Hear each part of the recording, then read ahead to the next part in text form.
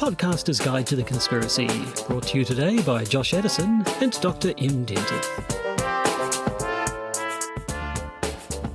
Hello and welcome to the Podcaster's Guide to the Conspiracy. Conspiracy? I'm going to be making statements as questions. You're going to talk like a New Zealander? But even more so? How can you speak even more so than a New Zealander? I don't know, because I, Josh Edison, am a New Zealander, as is Dr. M. Erich Dentith. Although sometimes I do live in Romania. That's true. But, yeah, I mean, the New Zealand accent is known for the rising terminal. That's true? That's true. Oh, yeah? Oh, yeah? That's pretty true, eh? But Blow on the pie. But that's an accent thing. But World's sexiest accent. South Africa was second though. Sorry to our South African listeners, but you do not have a sexy accent. No, I'm sorry, you really don't. I mean, there are a couple of South African accents, of course. There's kind of the English one, and then there's the Afrikaner one. And then there's one that Kevin Kline did in that film, Escape from something, where he played the South African photographer who helped black South Africans escape South Africa and attempts one of the world's worst Afrikaans accents. It's amazing. We could not butcher the Afrikaans accent the way that Kevin Kline butchered that accent.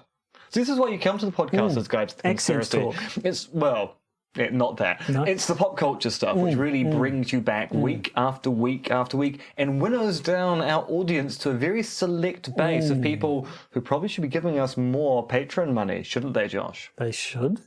See, that was a statement, but I phrased it as a question. There is a reason why we're going to be saying statements, but appending a question mark to the end. Really? It will become relevant when we get to the main topic. But maybe we should just leave that as a tantalising hint of what might lie ahead. What might lie ahead? What might lie ahead? Should we do the news? That was an actual question. Yes, we shall. Yes, we shall. Breaking conspiracy theories in the news. In local and also stupid news, like the story about the satanic horse stabber in small-town Aotearoa earlier this year, we have another occult story. This time it's about an Auckland couple who discovered, when they replaced their carpets, apparent satanic symbols on their floorboards. Said symbols are a, and I quote, ritual circle, which is literally a circle, and something which looks like a five-pointed star enclosed in a circle. And as one of the occupants of the house said, there's no weird feeling or vibes or things like that. It's just a normal family home with strange drawings on the floor we never knew about. As to why they think the symbols are occultic in nature, well, I believe there is something occult about it because we've all read or seen movies with those items described, but I haven't had a chance to explore. A quality news article from one of the country's only leading newspapers. I think you're a little uncharitable there. I mean, I don't think it's evidence of some sort of satanic cult. It's probably just evidence of goths. But like, it's not like Celtic New Zealand where they're interpreting random squiggles as satanic symbols. It's a very clear pentacle. What do you call it when it's a five-pointed star inside a pentagram rather than a five-pointed star inside a circle? Because it's one of those anyway. It is indeed, correct. I'm sure one of our listeners who's actually au fait with the occult will be able to correct Josh as to what a pentacle versus a pentagram is. Indeed. I'm just focused on we've all read or seen movies with those items described, but I haven't had a chance to explore, along with there are no funny feelings about the house. Well, yes, it's not no a weird news vibes. Story. It's interesting. I don't know. I personally know people who have put weird things on the floor before they laid down carpet just to mess with the people. I removed a mirror from a house once, drew things behind and then put the mirror back on the wall. Well, there you go. So it could be exactly that sort of shenanigans. 3 people died of a heart attack because of that. Yeah. And frankly, if I'd played that sort of a jape, I would want to see it in the newspapers. I'd feel like my life had some sort of meaning. You've done a lot of house renovations. Have you ever been tempted to put things behind floorboards or leave suspicious Blair Witch Project style stuff between skirting boards? It's such a pain in the ass that I haven't really had time for that. I should. I acknowledge that I should do that sort of thing. I mean, you've been putting on a roof in your laundry recently. Surely you should have been putting something up there, like one of your children. Well, yeah, I don't know this time yet. We're not done. But anyway. You're probably all very aware that Facebook and its subsidiary Instagram, that's right, Facebook owns Instagram, and WhatsApp, have banned some notable people of late. Paul Joseph Watson, Louis Farrakhan, Alex Jones. Which is the second time he's been banned. The word ban doesn't seem to mean what it used to mean. Indeed. And Laura Loomer.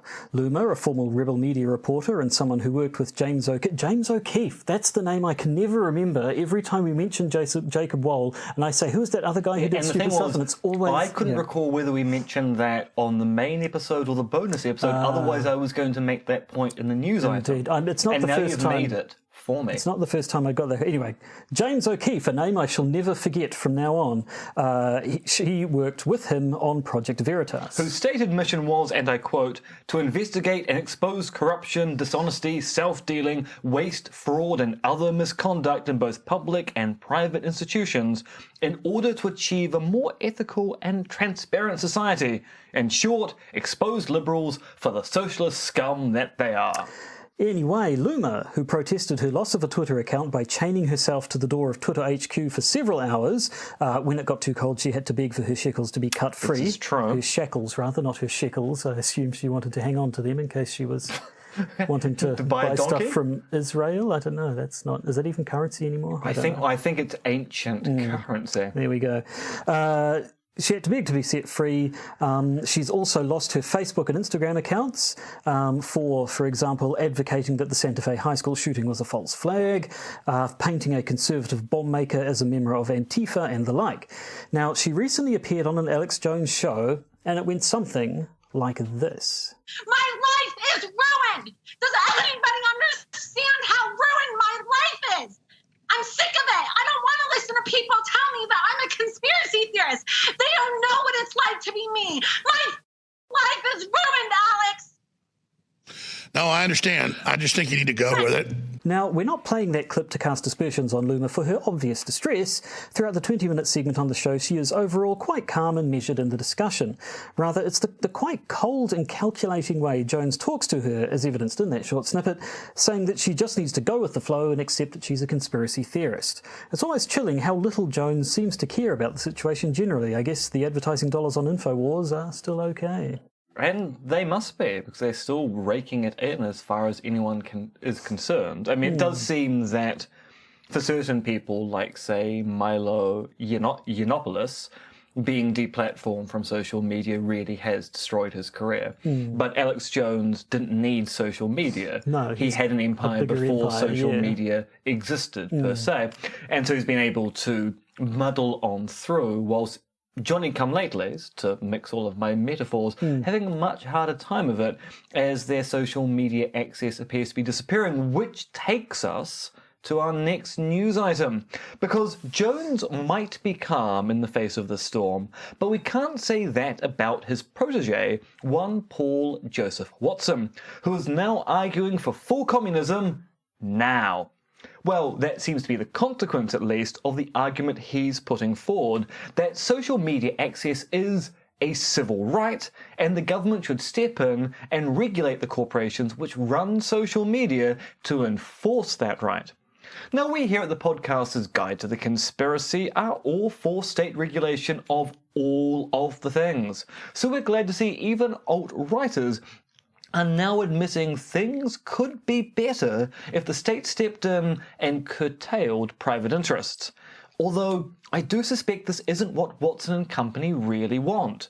They don't want full communism now. Rather, they want their identity as conservatives to be protected. Which is odd given their opposition generally to identity politics and the idea there should be safe special places for snowflakes. Say, like themselves. Well, yes, I don't think a measure of hypocrisy should be any sort of big surprise. No, coming from these people. No, but, and I mean there are legitimate issues to be had with a private corporation like Facebook, Twitter, Instagram, and the like.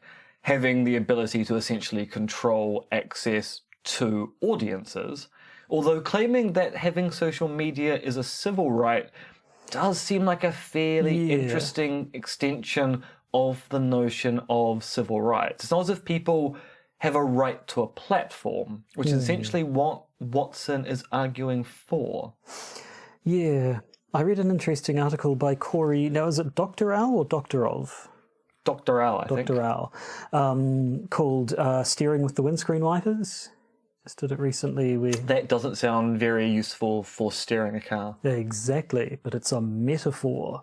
A metaphor for what? And that basically antitrust regulation kind of got gutted in the 80s under Reagan, which would be the tool you'd want to use to take down these sort of monopolies like your Googles and your Facebooks.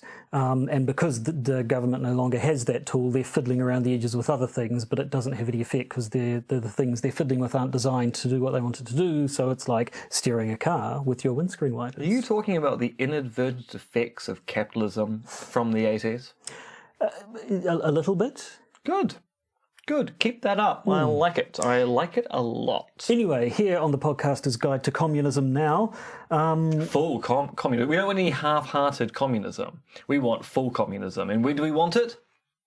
Now? Good. Right.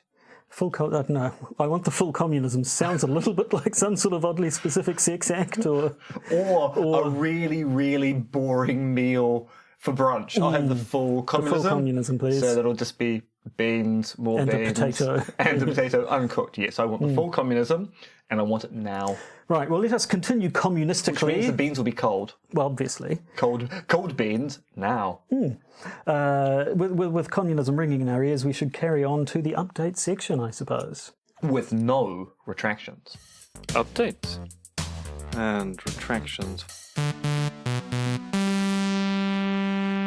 Military whale update. My favourite kind of update. Last week we discussed the Russian military beluga whale found off the coast of Norway. Well, it seems said whale has defected. It's refusing to leave Norwegian waters and so has likely decided it no longer wants to be part of the Russian military complex. Either that, or it's now a dangerous underwater double agent. Whatever the case, we'll keep you updated on military whale news while it's still hot. And hot it is. Defecting whales from Russia. Whales. Are we going to expect some kind of poisoning attempt in Norway? I assume, but a bit of polonium off the coast of Norway. Would be an absolute disaster. Yes. Communism. A Jacob Wohl update. Last week we brought you the news about the latest Wohl-based smear campaign, where he and one Jack Berkman tried to fabricate sexual molestation charges. Well, this week, Wohl is at it again. A planned protest of a Wohl-Berkman press conference turned out to be organised by Jacob Wohl.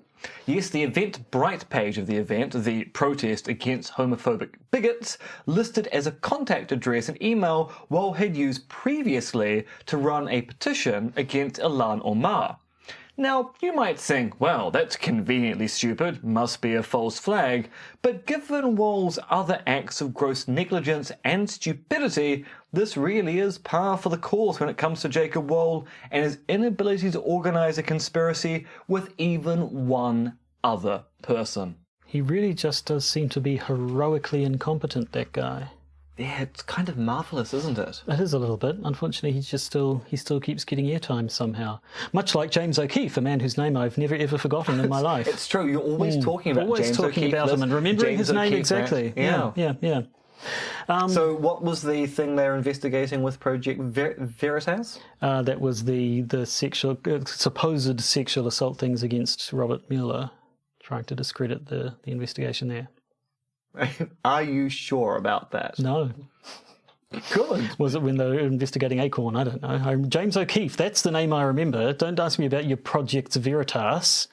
And I'm about to say fecal matter produced by Planned Parenthood, but I actually meant to say fetal matter produced by... the fetal matter yeah. one. Right. So what did they call the Mueller sexual assault smear? Did they not have a cool code name? Wasn't the Mueller thing actually Jacob Wohl? Yes. You know nothing, Jon Snow. I know there's a You man know called nothing. James O'Keefe. That's all. That's the only thing I know now. I can't remember my children's names anymore, but James O'Keefe will live forever Josh, in my mind. Your children's names are James and O'Keefe. Well, it all works then. Okay.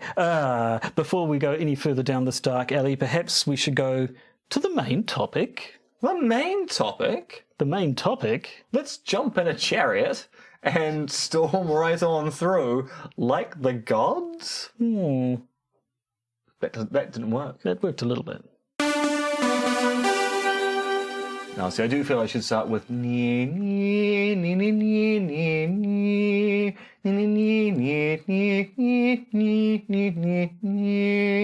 that'll do. You got all your Stargate out of you a couple of episodes ago. It builds up. It does. Like a pustule which has to be released every so often with the lancet of Erich von Däniken. Fair enough. Yes, Erich von Däniken. So we did a month or so ago now, we were talking about your Stargates and your so on and so forth, which was based on a bit of the old ancient alien hypothesis, the Anunnaki coming and giving us Stargates and stuff like that. But we mentioned Erich von Däniken at the time, and at the time said, we've never really devoted a whole episode to Erich von Däniken. And then we said, we probably should devote an episode to Erich von Däniken. And so today, we're devoting an episode to Erich von Däniken. Will you just keep making that noise as long as I keep talking? If I stop, will you say something instead? Basically, the resumption of the phenomena, which is a really, really old reference by podcast things. Now, whenever we talk about ancient aliens, go, and I will do that all episode long unless you stop I assume me. you're actually always doing it in your head at all times, and it's just sometimes you let it out. Sometimes, like a bagpipe, I get the pressure around the stomach and it just blurts out. And when you say Erich von Däniken, I feel this kind of pressure around my vital organs that forces out a... Right, you probably want to get that looked at, but not now, because now what we're looking at is Erich von Däniken, who of course was made famous in the late 1960s with his book Chariots of the Gods. With a quite deliberate question mark that we'll get to. We'll get to that question later mark, on. Now, but we will be referring to it by chucking in a completely unnecessary, gratuitous is the word I'm looking for, gratuitous question marks all over the place. all over the place. Now tell me, Josh, who is Erich von Däniken? Well, Erich von Däniken, he's a man with a book called Chariots of the Gods. Where's he from? He's from, I assume, Germany. Actually, I didn't even bother looking it up. Swiss German. Oh, there we go. With a name like von Däniken. So he's been at it since the 1960s, but it's still going strong today. And indeed, so the book is now 50 years old, isn't it? Indeed, it actually got a anniversary edition late last year, beginning of this year. I'm a little bit hazy on timeframes at the moment. Been doing a lot of writing, and thus, basically, the only thing I understand are my own deadlines and not calendar time. But there was a 50th anniversary edition of Chariots of the Gods, lacking a question mark, that came out very recently. And von Däniken's written a lot of books. In fact, let's go through these books. I'll say one, you say the other, just to get an idea of, and there's one we'll probably end up stopping on and go, to get an idea of the kind of genre Erich von Däniken works in. So I'll start, Chariots of the Gods? Return to the Stars. Gods from Outer Space. The Gold of the Gods. Miracles of the Gods, a hard look at the supernatural. In Search of Ancient Gods, my pictorial evidence for the impossible. According to the evidence. Signs of the Gods. The Stones of Kiribati, pathways to the gods. The gods and their grand design, the eighth wonder of the world. The eyes of the Sphinx, the newest evidence of extraterrestrial contact. The return of the gods, evidence of extraterrestrial visitations. Arrival of the gods, revealing the alien landing sites of Nazca. The gods were astronauts, evidence of the true identities of the old quote-unquote gods. Odyssey of the gods, an alien history of ancient Greece. History is wrong. Evidence of the gods. Twilight of the Gods, the Mayan calendar, and the return of the extraterrestrials. Ptolemy and the Planet of Lies. Is that one of his? Did he write a kid's book or something? He wrote a fiction book based upon his supposedly non-fiction work. Right. If you go to Amazon or Goodreads and look up reviews of Ptolemy and the Planet of Lies, even Erich von Däniken's staunchest fans recommend he never write a piece of fiction ever again. Even true believers find this book to be an embarrassment because it's so badly written. And yet it wasn't enough to put him off writing altogether, because after that there was still Remnants of the Gods, a visual tour of alien influence in Egypt, Spain, France, Turkey and Italy, and... The Gods Never Left Us. And I should say these ones, so Chariots of the Gods, it's down here as 1969. I had it as 1968. But at any rate, he does one book every sort of 2 or 3 years from the late 60s to the mid-80s, takes a bit of a break, picks up again in 1996, and has again been putting out a book every 2 or 3 years up until just a few years ago. Indeed, Evidence of the Gods and Twilight of the Gods both came out in the same year. I'm not sure what the deal was there, but... I wouldn't be surprised if large sections of both books are exactly the same, or it's the one book which has been cut in twain. Indeed. He does repeat himself a lot. So he's been at it for a long time, is the point. And you'll note he's really into the gods and the extraterrestrials. So perhaps we should let him speak for himself here when it comes to spelling out exactly what he thinks and what all his books are about. If you go to his website, www.daniken.com, on the home page he has this summary of his beliefs. This is what happened. Extraterrestrials visited our Earth many millennia ago. Can I stop you? I'm going to do the Stargate theme over the top. Okay. Is it over the top? I'm sure you are. Under. Okay. Shall I start again? Okay. This is what happened. Extraterrestrials visited our Earth many millennia ago. They behaved similar to how current ethnologists behave today. They studied a few languages, visited different tribes, gave suggestions, and disappeared sometime, however, with the promise to return in the distant future. Our Stone Age ancestors could not grasp what happened back then. They wrongfully believed that the extraterrestrials were gods. The supposed gods then wandered into our mythology and became the founders of many religions. And he then sort of goes on to talk about how he's been studying this for the last 65 years. In fact, he says my work is now present in 40 volumes, so I assume so not just the other things he's contributed to. Yeah, introductions to other books and reviews of other books and chapters in other books, and presumably a whole parallel reality which is just filled with Erich von Däniken.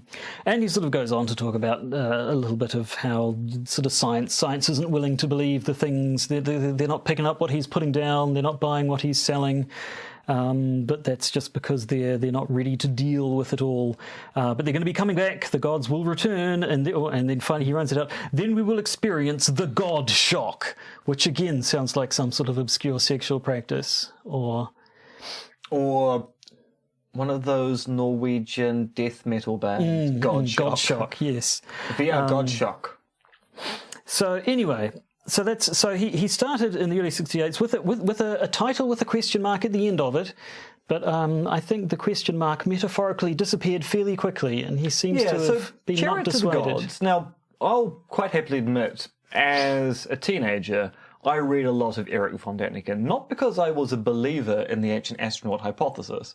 I simply found the kind of genre of ancient astronaut hypotheses to be quite fascinating because of the way it used evidence, and also was actually quite interesting for finding out little historical bits and pieces you didn't find out elsewhere. And I remember reading, I think, Gold of the Gods, which I had in a hardback, which had colour plates in the middle, and one of the colour plates is of Azteca or Mayan art, which von Däniken says this is clearly a circuit diagram. And my father, being an electrician, I showed this to him, and he pointed out it's obviously not an electronic diagram because nothing in the pictorial art is connected up. So things that might be resistors or LEDs or whatever you want to have it wouldn't work because they're not connected to anything whatsoever. So his grasp on evidence is always a little interesting. Yeah. Well, maybe we'll look at evidence in a minute. That should be said to begin with, though. He didn't invent the ancient alien hypothesis, although he's probably done the best. He may not even have done any original work in the alien hypothesis. No, he certainly has done the most to promote it, to get the theory out there. He's got the most attention, I would say.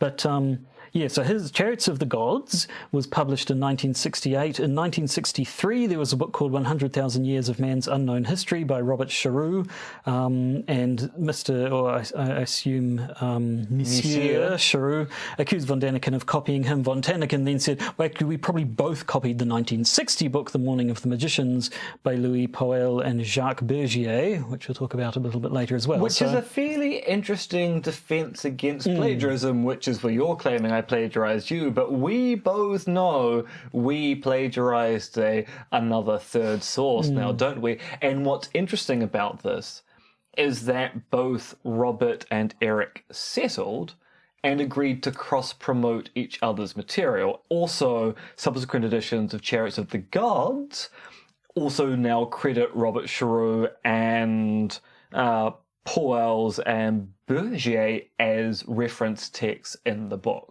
So von Däniken at least admitted that the ideas had common currency. But what's more interesting is that Charroux and von Däniken went, we can come to some kind of accord now, can't we? A gentleman's agreement about ancient astronauts. Reminds me when someone wrote into the letters page of the Comic Preacher and said, hey, Garth Ennis, the way you know how Jesse Custer's always talking to an imaginary John Wayne, didn't you just rip that off from True Romance where Quentin Tarantino had Christian Slater's character talking to an imaginary Elvis? And Garth Ennis was like, hey, I'm pretty sure he ripped off the same thing, that we both ripped off the same thing. It's a thing writers do, I suppose, but there seems to, whereas that's one point of Preacher. Well, and also, that's what we call fiction. Well, it is writing. fictional. I mean, so it's one of the fascinating things when we look at the Da Vinci Code and the way that the authors of Holy Blood, Holy Grail tried to sue Dan Brown for plagiarism.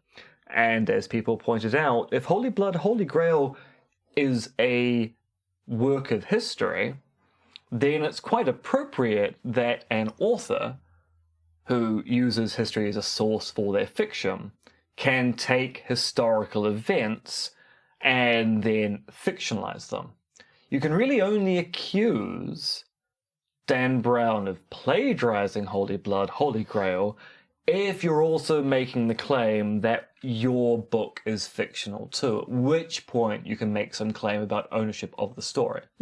So in the same respect, you know, it's fiction writers will borrow ideas from other places, but when you're meant to be producing history, it's a slightly trickier situation. And also it's been pointed out that in 1966, Carl Sagan and I.S. Shklovsky, I'm afraid I don't know who he is, but they wrote, in one of their books, they wrote about the possibility, or rather, in the context of talking about the possibility of alien life existing elsewhere in the galaxy. Apparently, they sort of mentioned the idea that, you know, they could have visited Earth back when we were cavemen, and we wouldn't have known what to make of it then. So it kind of sounds like one of those things about an idea whose time had come. A bunch of people were talking about it, and he was the one who managed to really capture the public's imagination. Well, I mean, when you think about it, the 60s is the great period of time where people the start expanding talking, of minds. Yeah, but also talking about life outside the Earth, missions outside of Earth using spaceships, using astronauts to investigate things. And then the obvious question, well, if we're going out into space to explore, have people come to us in the past?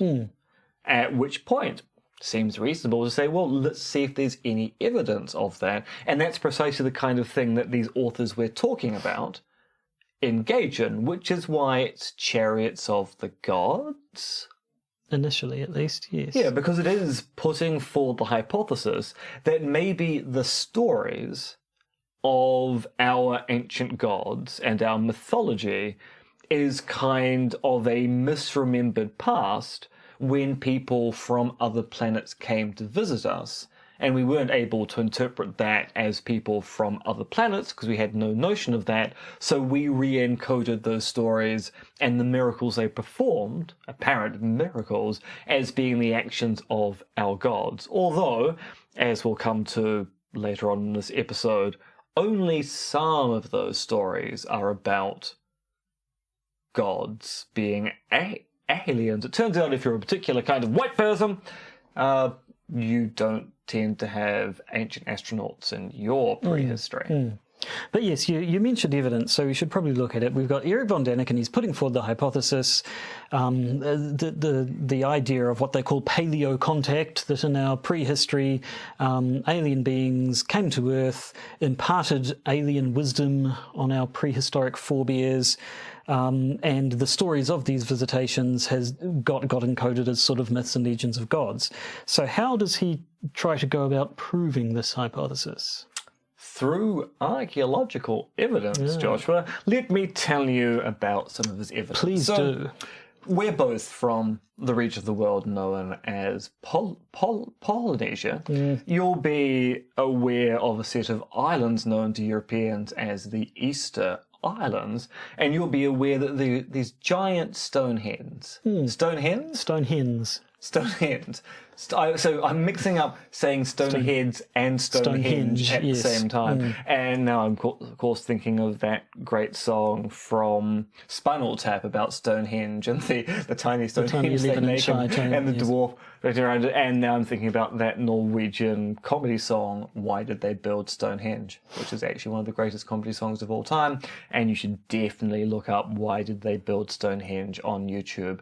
It's a absolute treat. Anyway, so you'll be aware that these moai, the stone hens or heads of Easter Island, are fairly famous. And of course, for a long period of time, they were famous because no one knew why they were built, and no one could understand why they were quarried out of one part of the island and then moved to another. And more to the point, how? How we didn't understand. Through massive deforestation, or actually as people actually walking them, literally walking them with ropes. Turned out they're actually fairly easy to move. In much the same way you'll sort of wiggle a refrigerator into space just by... Into space? Into us space, into the space. No, I just like the idea that you're wiggling refrigerators, I'm wiggling refrigerators into space, the world's slowest space program. And they say we don't have a space program in this country, or Josh is just wiggling refrigerators. Wiggle-based space program. Yes, so... So basically, they got there by aliens. Yeah, and so also that's they're there because of aliens. And what do they represent, Joshua? Aliens. Yes. Yeah, so there's a lot of this. There are sort of ancient megastructures like the moai of Easter Island, like the Great Pyramid of Giza, like other great pyramids. Indeed, I believe some of the ones in Central America are even bigger than the ones in Egypt, some of the Mayan ones. He talks about the Nazca Lines. He talks about the Iron Pillar of Delhi. Well, he did for a while. He talked about the Iron Pillar of Delhi. The pillar that never rusts. And it's as an example of something that we don't know how this thing was made, and therefore the knowledge of how to make it must have been given to us by aliens, and we've since forgotten it because we never really understood it in the first place. And unfortunately, in pretty much all of these cases, the claims that he's making about what we know about these things are just plain wrong. Yes. He'll say things like, we don't know who made the Great Pyramid of Giza. We don't know where the workers were, what they did. And it's like, no, we know exactly where they were. We found the ruins of the settlements where the workers who worked on the pyramids lived. We also do know how they did it. We actually, there has been a lot of work done, and we know how it works. We also know why they did it. They're big tombs. Big tombs. I mean, that was the thing about Egyptian culture. Egyptians believed that because life was ephemeral and the afterlife was forever, you built your cities and things basically out of wood because they were temporary structures, and because only certain people actually went to Egyptian heaven, notably the rich and the powerful, you built their last respite, their homes in death, out of stone, so they would in fact last forever and ever, and nothing seems to last quite as long as a pyramid. A giant stone pyramid, yes.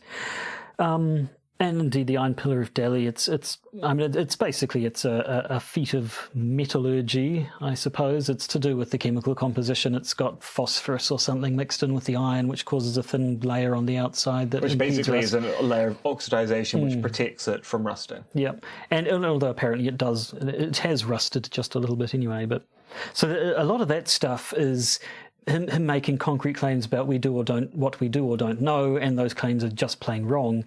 Then you get into the more interpretive side of things. Like light bulbs in Egypt. Light bulbs in Egypt, yes, and spacemen on the seal, the lids of Mayan sarcophagi. One of the things he points out, the one thing I remember from Chariots of the Gods, two things I remember from Chariots of the Gods. One is Chariots of the Gods. It's getting to be like, in the Outcast song Miss Jackson, where it's forever, forever, ever, forever, ever. I can't hear the lyric forever, ever without cocking my head to one side. And I can't say Chariots of the Gods without the same thing happening now. I'm afraid I'm going to do myself an injury. This is the real thing. Don't. So I remember a picture of, I can't even remember where the picture was from, of a figure with basically a big round circle around their head, a very sort of primitive stylized figure, and that being obviously a picture of a person wearing a spacesuit. But the main one, and the one which sort of gets brought up a lot, is the cover of the sarcophagus of Pakal from the Mayan city of Palenque, which is the one that he believes shows an astronaut sitting in a spaceship taking off. You have this figure sort of crouched, seemingly with his hands at some sorts of controls, with sort of a mechanism below him that appears to have flames coming out the bottom and some sort of structure above him. And he basically looks at that and says that's clearly a depiction of a spaceship by people who didn't know what a spaceship was. Now, the problem with this is that, making interpretations from ancient art without the context under which the art was made is always a fool's errand. But also, there's a particular problem with this particular image in that it's not an image on its own. No. It's part of a sequence of images showing the person in question being devoured. So you get basically stage 1, stage 2, I think there are 5 images in the sequence, and von Däniken kind of centers himself on the middle one that looks the most like someone in a spaceship, ignoring the before and after shot, effectively, that show, no, the context of the image is quite different. And the people who know anything about Mayan iconography will say, well, no, those things coming out the bottom, those are bearded serpents, a common thing in Mayan things, though what appear to be flames are actually the beards of the serpents. That's a bird above. It's sort of showing him being caught between sort of the underworld and the afterlife. Von Däniken makes a point of the fact that his hands appear to be grasping these controls of the spaceship, and yet they point out, well, no, that's a hand symbol. I assume is sort of analogous to the various sort of 2-finger up things that you get in Christian iconography. It's just it's a symbol you see them making, and indeed there are other figures in other parts of this phrase that are making the exact same symbol, but their hands aren't anywhere near anything that look like spaceship controls. Well, obviously they're using the control interface from Minority Report. Obvious. Well, good point. Maybe he was just a little bit behind his times. Doesn't have enough imagination to be able to think that maybe controls will be based upon using a really bad Kinect sensor for the Xbox. Yeah, so Did you ever use a Kinect on an Xbox? No.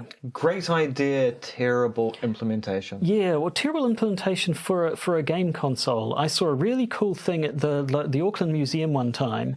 Had this thing where it was like a big box of, that sort of kinetic sand stuff kids play with? It was it's like grey kinetic sand, and there was a projector above, and it was projecting images of little worms crawling around on the sand, and you could dig trails in the sand, and the worms would follow the trails that you dug, and it was really clever. And I looked up, and it was an Xbox Kinect that was the mapping the surface of the thing, and I thought so they could be quite clever, but not as emotional. Why are we talking about the Xbox Kinect?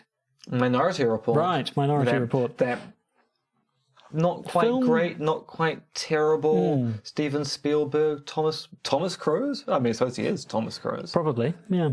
But anyway, so there's more of that stuff. I mean, we've all, I'm sure, read about the whole sort of UFOs and the Bible thing. But again, people familiar with the iconography of the ages when those paintings were made would say, well, no, this is a common Christian symbol, a common thing of divine light or stuff like that. That's just a thing that you see. It's not to us. To us, without knowledge of the context, we sort of put our own interpretation on it, but that doesn't mean that's what it's a picture of, and that seems to be the general problem the with this general evidence gist in this with area. them. Then you get things like using the Piri rice map from the 16th century. Sorry, 14th century, 1500s, yes. Yeah, 14th century. No, I 16th always- century. It's the yes. other way. Yes.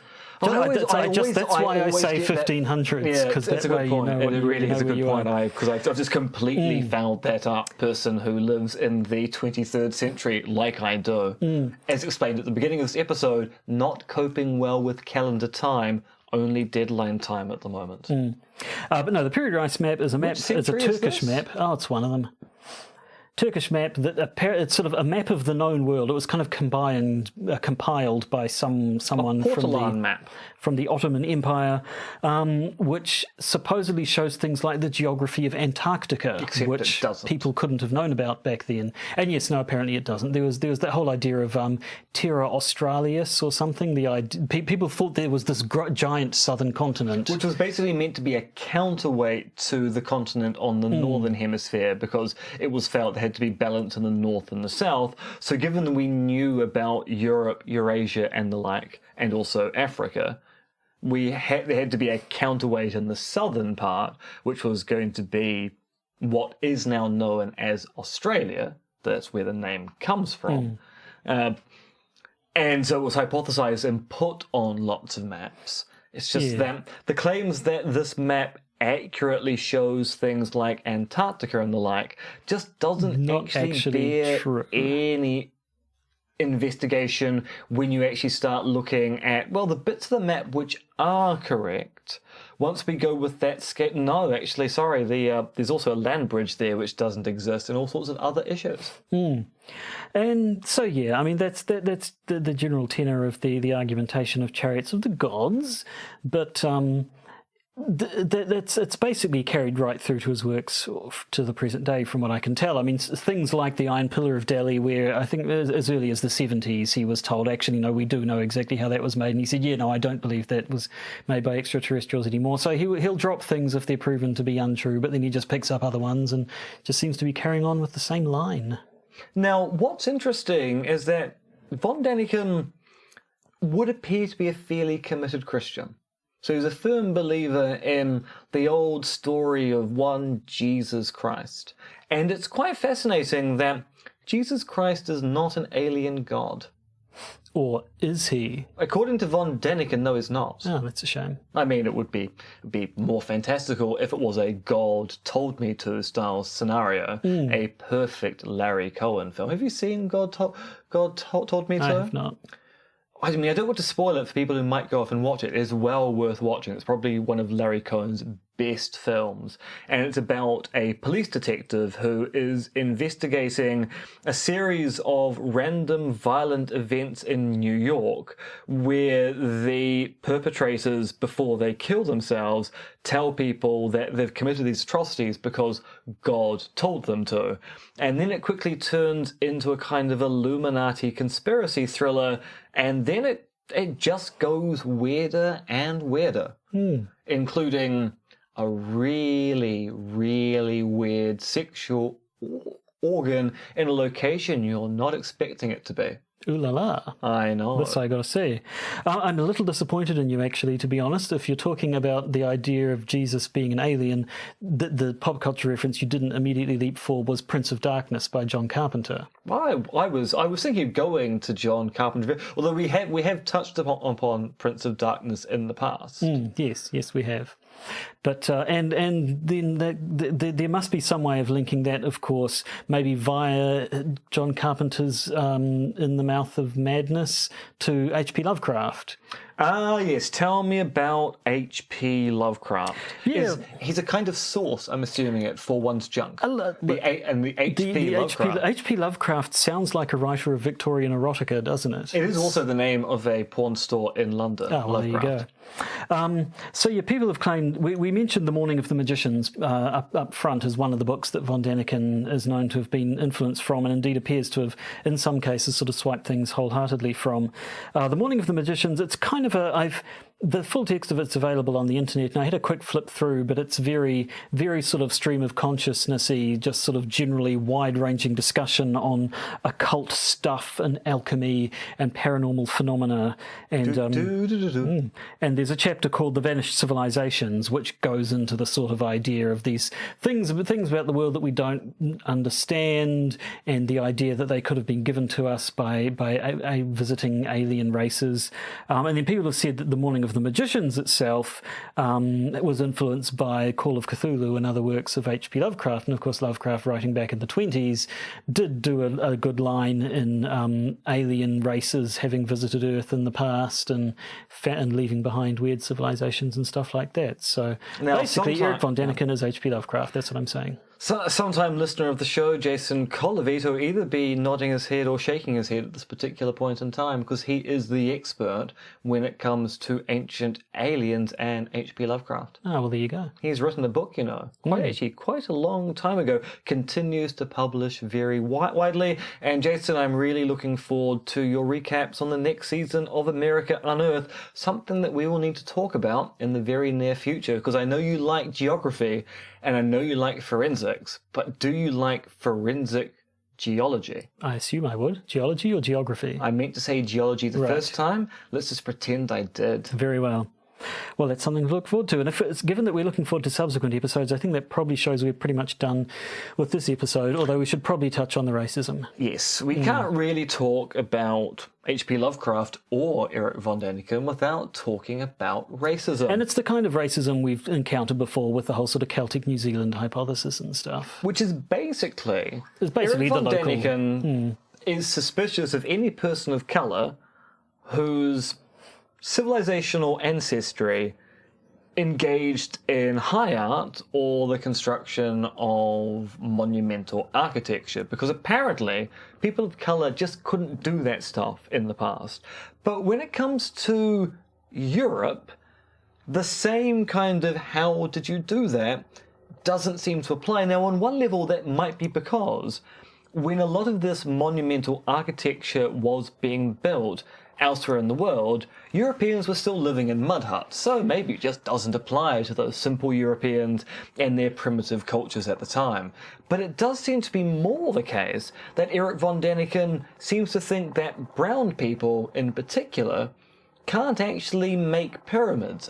Very simple structure when you think about it. Wide base, narrow top, structurally very sound. So, no, it must have been aliens. And indeed, he compares the likes of the pyramids to things like Stonehenge here as basically we know how Stonehenge was made, and it was a lot of effort. So surely the pyramids would have to been so much effort that no human beings could possibly do it. If we white folks can barely stack one block on top of two other blocks. Yeah. But it's certainly there's a lot of. I mean, I don't know. Partly it's because when did white people start to exist? Like, when were there actual white people? As in the concept of whiteness. Yeah, because essentially you go back more recently than, say, white nationalists or white supremacists thing. Because you don't need to go back very far, and pretty much all people are non-white. So all of Africa, including Egypt, the ancient Greeks and Romans, they kind of get made honorary whites these days, don't they? But they there's actually a whole literature on the notion of the Irish and Italians in particular not being proper white people, and people coming up with justifications. The whole idea of race science is actually a fairly recent invention, truth be told. There's some evidence that the ancient Greeks and the ancient Romans denoted skin colour in individuals, but they didn't seem to then classify individuals by skin colour.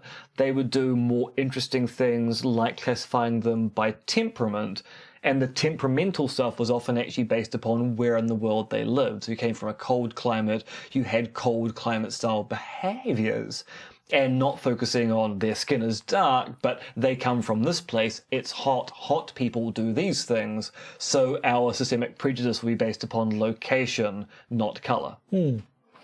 Yeah, so there's a lot there, and it's all complicated, wibbly-wobbly stuff, but when we're talking about Erich von Däniken, though, he just doesn't seem impressed by the accomplishments of people whose And in part, More you melanin have to gifted. think it's because of his Christianity. He doesn't want Jesus to be a space alien. Well, yes, that's got to be part of it, yeah. And so basically he doesn't want to ask the same questions of his own culture. He demands we ask about other cultures. Which is probably a good way of leaving things, I suppose. He's very influential.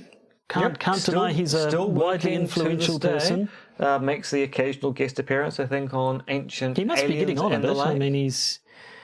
mean, how old is he now? He must be, About 80s? 9,000 years old. Yeah, so good for him in that case. But yeah, there are certain structural / systemic flaws, I think, had you a can theme see park, in his you know. reasoning. Did he? Yeah.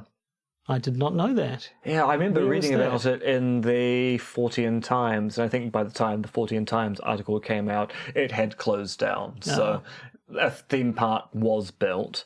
I think now I'm going to actually check this because I have a feeling the Erich von Däniken theme park about ancient aliens got repurposed into, of all things, a creationist theme park. And it may have been rescued again subsequently. You do. So it's one of those things where you vamp for a little while on Yes, I was something going to whilst say, I you do mentioned the whole Fortean talk. Times. Charles Fort, who I assume, was he the founder of the Fortean Times, or was it based on his... So Forteana is based patron? upon the works of Charles Fort, the Books of the Damned. Right. The Fortean Society came out of that, and the Fortean Times is a product of the Fortean Society. Right, but I've anyway- been published in the Fortean Times. Ooh la la. Charles Fort, his name comes up as well, and he's mentioned in The Morning of the Magicians, indeed in the chapter The Vanished Civilizations, where they talk about the Erich von Däniken stuff. So maybe I don't actually, I have to say, know an awful lot about the works of Charles Fort. Is he something we could base an episode on, or is he not so much conspiratorial as just sort of Kind of. I mean, weird? so Fort's hard to classify because Fort himself resisted systemization of thought. So Fort basically sat down at the British Library. He was an American living in London.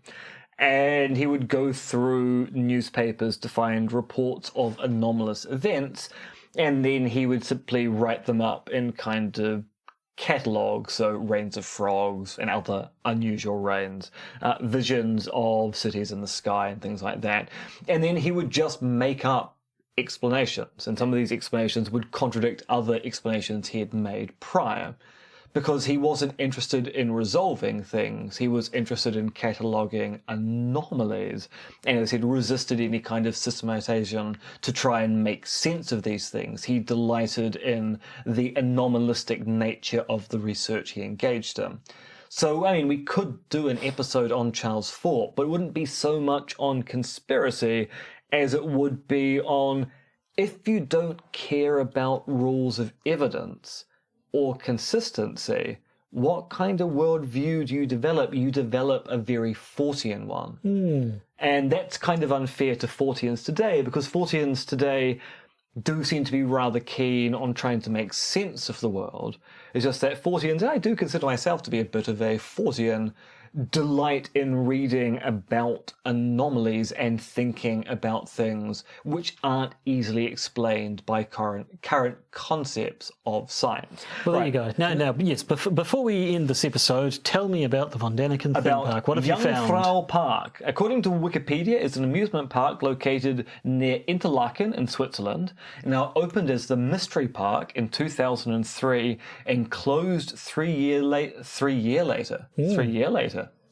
later due to financial difficulties and low turnout, and the park was designed by Erich von Däniken, consisted of 7 pavilions, each of which explored one of several great mysteries of the world, being the Nazca Lines, cargo cults, Stonehenge, the Mayan calendar, the Great Pyramid of Giza, the Vimana, the flying palaces and chariots described in things like the Rig Veda, and spaceflight and Mars exploration.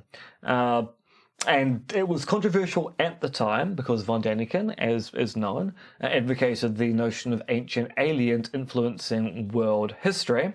And the Mystery Park was labelled at the time a cultural Chernobyl by the Swiss Academy of Science and Technology. And basically, low turnout meant that it kind of closed down. It turned out there wasn't a demand to go see an Erich von Däniken park in a hard-to-get-to part of Switzerland, a country which itself is hard to get to at the best of times. And so, yeah, it was expected to get about 500,000 guests per year, and at best only got around about 200,000. But it was reopened in 2009 by New Inspiration Incorporated, and it just reopens occasionally now from the looks of it, and there is no news about it being turned into a creationist theme park. That may well have just been scuttlebutt on the internet. Oh, well, there you go.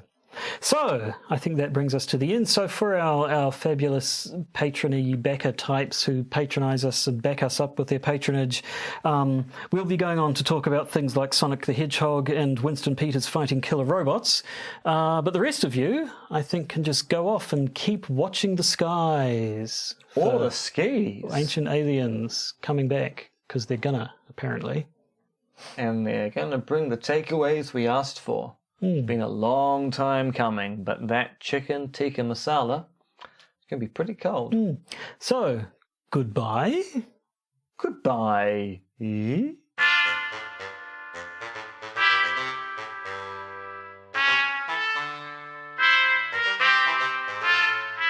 been listening to the Podcaster's Guide to the Conspiracy, starring Josh Addison and Dr. M.R.X. Denton, which is written, researched, recorded, and produced by Josh and M.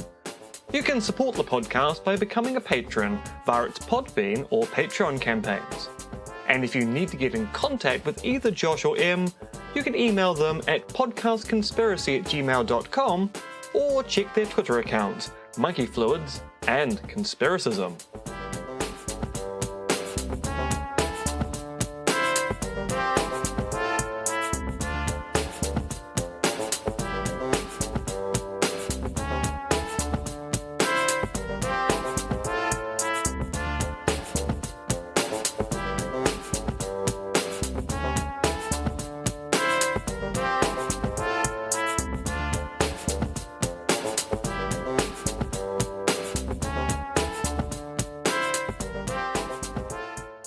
And remember, the truth is out there, but not quite where you think you left it.